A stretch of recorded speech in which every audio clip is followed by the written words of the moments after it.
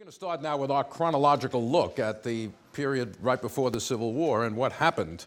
One of the main things that happened, of course, is that the issue of slavery entered national politics to stay. It had popped up many a time, but it had always been kind of pushed out.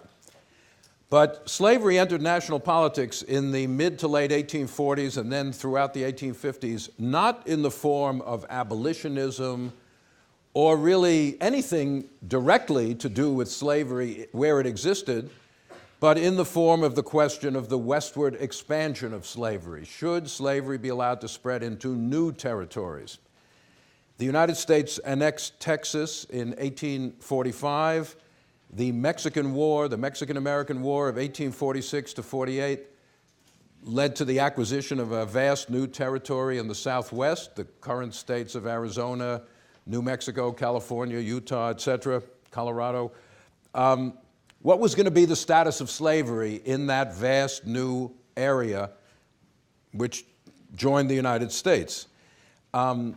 This is a map of the United States and Mexico around 1830, and you see how large Mexico was. You know, the boundaries of the United States, everybody here has a mental map of the United States. You know what our country looks like, more or less. But there is nothing ordained by nature or God about the current boundaries of the United States. They are man-made. We're not like an island, like, I don't know, Cuba or Cyprus, where there's a kind of natural formation for the nation. There's no law of nature that said this couldn't have stayed. Why shouldn't Mexico be big like that? You know, it was a war that annexed a law, created the boundary we have today. And during the 19th century, a lot of Americans thought Canada was going to become part of the United States. If it had, we wouldn't know anything about that boundary of the 49th parallel, but it's still there, you know, so just didn't. We actually invaded Canada twice, once in the American Revolution and once in the War of 1812 in order to enable them to join the United States, but to the astonishment of the Americans, they kicked us right out. For some reason, they didn't want to become part of the United States. I can't understand why. But anyway, the Mexicans didn't have much of a choice. 1/3 of their country was invaded, conquered, and annexed to the United States. When you read, as we all do, about the border, securing the border, this is a main political issue nowadays. Just remember, that border is totally artificial. There is nothing natural. It goes along the Rio Grande River, but there are plenty of rivers down there. And that border separated families, separated communities, just drawing that line through what was already a unitary community. So the fact that people want to cross that border, even though it's 150 or more years later, should not surprise us, because that border is an unnatural thing. But anyway, in 1846, some people date the coming of the Civil War from 1846, David Wilmot, a congressman from Pennsylvania, introduced in the House of Representatives a bill which became known as the Wilmot Proviso, actually an amendment to a bill about the war, in which it said that slavery would not be allowed in any territory acquired from Mexico. It wasn't against acquiring territory from Mexico. Said in any such territory, slavery would not be allowed.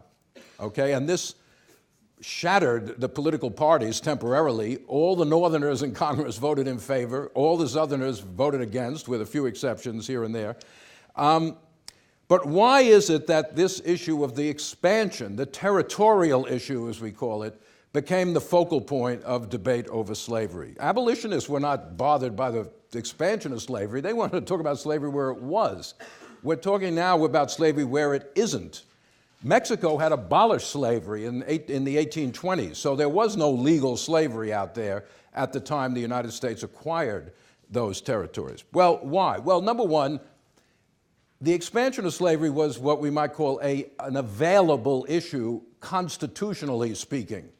That is to say, it was widely shared belief that Congress had no power whatsoever over slavery in the states. It was a state institution created by the states. State law protected slavery. The Constitution had protections of slavery in it, but didn't create the institution. So there's nothing you can do in Congress about slavery in the states where it exists. But the territories are, Congress, the Constitution says that Congress, I don't have the exact language right here, Congress governs the territory of the United States. Moreover, this was a long-standing tradition. 1787, the Northwest Ordinance. This is even before the Constitution is ratified. Banned slavery in the territory then, the old Northwest, what is now Ohio, Illinois, Indiana, etc., but allowed slavery in the southern territory of the United States, which was then, let's say, Tennessee, Mississippi, Alabama, etc. Those were not states yet. Those are territories. 1820, the Missouri crisis arose over admitting Missouri as a slave state, but it ended up with the Missouri Compromise, which you could actually see it. It admitted Missouri as a state, but in the whole area north of the lower boundary of Missouri, the line 3630 of latitude, all the territory above that, except for the state of Missouri, slavery was prohibited. What is called on that map Iowa Territory, unorganized territory, Wisconsin Territory, slavery is prohibited by the Missouri Compromise. And then it's allowed in a smaller area below Missouri, such as particularly Arkansas. So in other words, there's a long tradition of Congress dealing with slavery in the territories. So now why? Well, first of all, of course, obviously, the question of slavery in the territories raises the issue of regional political power, right? Territories become states. And there was no example in American history of a free territory becoming a slave state or a slave territory becoming a free state. So what the status is as territory seems to determine what the future of that area will be. States mean more members of Congress, more senators, right? More electoral votes. The 3/5 clause of the Constitution enhances the political power that comes along with slavery. So both sides have a vested interest, even though I say both sides, but of course there are many, the North-South division is not hard and fast at this point, but the fact that it is a political issue shows that large numbers of Northerners and Southerners thought they had different interests, not just about slavery, but about other things like federal internal improvements, homestead acts, things like that. So the debate over the territories is in a sense, a debate over future political power in the country. Particularly in the South, there is a growing fear of becoming a permanent and shrinking minority.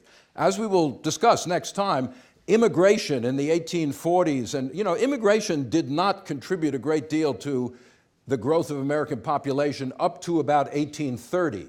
But then it really begins to take off, and certainly in the 1840s it's growing rapidly, and most immigrants are going to the north, for reasons we'll talk about next time.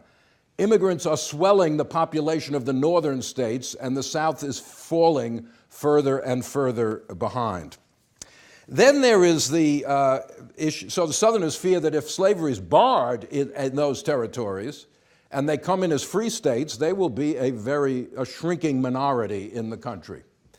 Then, of course, there's the point that for some people at least, the territorial issue raises the question indirectly of the future of slavery. Why? Well, it was commonly believed that the slave system needed to expand in order to survive. Certainly, the expansion of slavery was not just a political issue, it was a fact.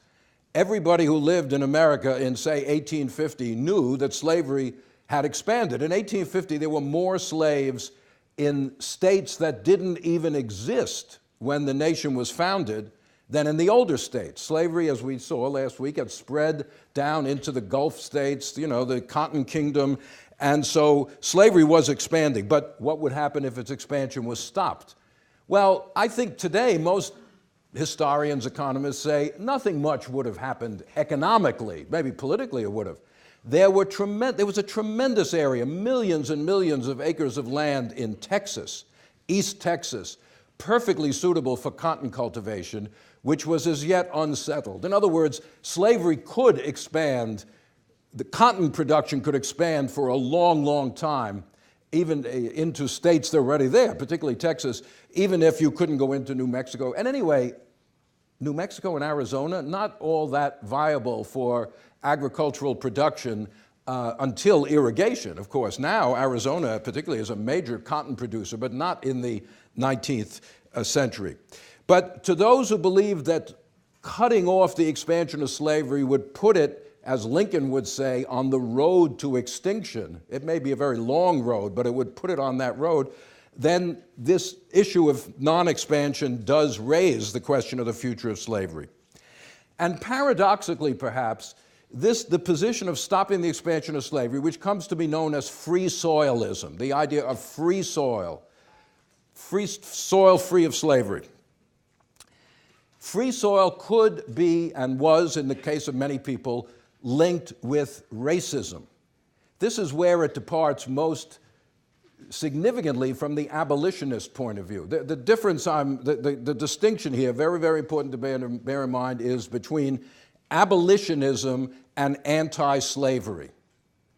If you're an abolitionist, at least rhetorically, you believe in the equality of black people in America. You may not practice that in your personal life, but that's your position. Anti-slavery does not have any position on the future of blacks in America, and indeed large numbers of Northerners who wished to stop the expansion of slavery felt they didn't want any blacks out there, free or slave. They felt it was degrading to have a black population. Slavery would, of course, bring a black population with it, but they didn't want free blacks out there either. In other words, the free soil issue appeals to Northern self-interest, white self-interest, people who want to go out and become farmers in the West, don't want to be competing with slave plantations, but they often don't want the presence of blacks at all. So we'll get into this more as we go along, but the number one point here is this, which seems counterintuitive to us. It was perfectly possible to be genuinely anti-slavery and deeply racist at the same time. In fact, probably most northern whites were exactly in that boat. And that was the great barrier, or one of the great barriers to the abolitionists, but free soil erases the question of racial equality from the debate over slavery. So it has a much broader appeal than abolitionism.